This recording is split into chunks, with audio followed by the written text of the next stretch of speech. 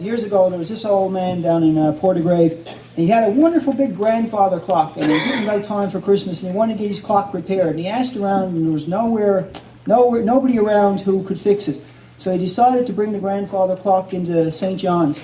And he had an old truck, and he was bringing her in the back of the truck, had her tied up, and he got coming up out of Portagrave and going towards Otterbury, and got to the top of Vinegar Hill, and it started to snow, and his truck broke down, and he's afraid that his clock was going to get ruined with the bad weather. So he decided, he was there by himself, so he decided to take the clock off, and he's kind of walking her, and he sees his neighbour's house, and he's kind of shifting the clock and walking along with it, standing like this way, trying to get over, and he's at the top of the big hill, at the top of Big Vinegar Hill, and he slips.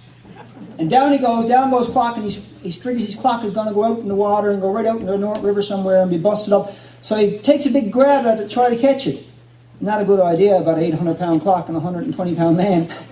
Well, it turned into a toboggan.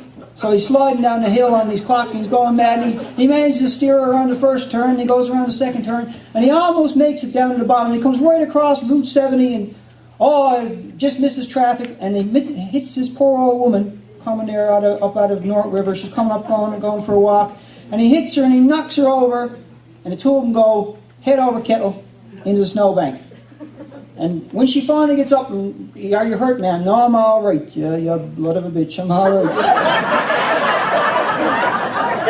They were known to say that in North River. anyway, and she dusts herself off, and she sized them up.